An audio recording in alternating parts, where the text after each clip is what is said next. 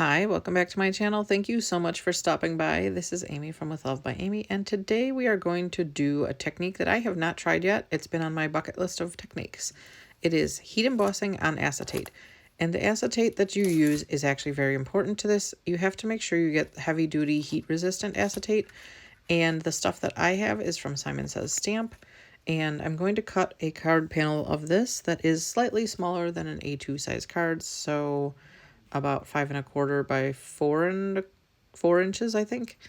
And now we are going to do a card panel. We're going to stamp on a card panel.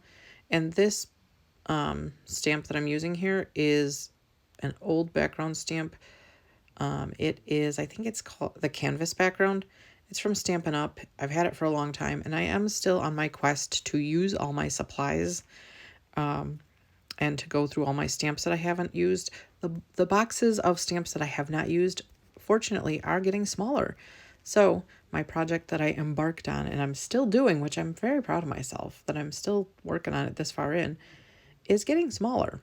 But we are trying to get some light ink on that card panel, and it's not working out so well. So I think I need to re-ink that stamp pad, which is going to take me just a minute. And then we're going to clean it off and try again because, you know, it's not working out for me.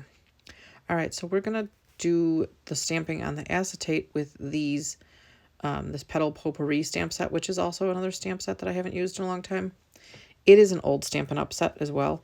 This technique, I believe, would probably work a lot better with a die set that went along with the stamps, but I don't have any. The majority of my collection of stamps is pretty old, so lately I've been focusing on getting things more like basic shape dies and stuff like that when I decide to purchase things. So, unfortunately, I don't have a die, and I thought this stamp was the prettiest out of all of those stamps in that set. So we're going to try this. I think it'll look the best heat embossed on the acetate, so you can see through it kind of. It just is a different look. I mean, you know, it's not obviously for everybody, but what I'm doing right now is I'm positioning the stamp where it needs to go. And right now you're seeing me spray the acetate with water. And this is a technique that I learned from Christina Werner. And since I've never done this technique and hers turned out beautifully when she heat embossed on acetate, I'm going to give it a try. So then I'm going to wipe it dry with a paper towel. And after it's all dry, which seems like it took forever, we are going to use the anti-static powder tool. And I will advise that going on both sides of the acetate with the anti-static powder tool does make a difference, because even though you might be only trying to get the embossing powder on one side of the acetate when you dump it on there, static is a crazy beast. So I would do both sides of the acetate as you see me doing here. And maybe this is why I got such great results. We're going to use Versamark embossing ink because that's what I have and I've had it for forever. And we're going to stamp it down. Make sure you get good pressure because I don't really want to have to try to redo this on the acetate. I'm going to pick it up and look at it and make sure it looks good. And it does. So I could move it and stamp the other one. However, I'm going to put the embossing powder on this one and go ahead and heat it up and then come back and do the other one because we're going to put 2 flowers on this panel of acetate. And I'm using a wide fan brush to brush the acetate or the embossing powder off there. And now we're going to put the sentiment on once we've done the second.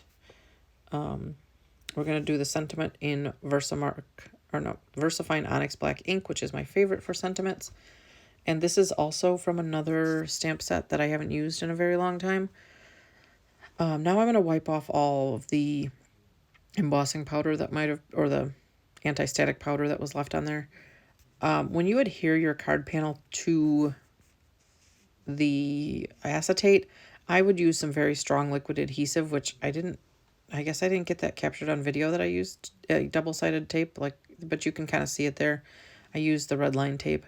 I'm going to use the red line tape on or whatever, I don't know what it's really called. I call it red line tape on both sides of the acetate card panel, and then I'm going to use liquid on the back of the green card panel.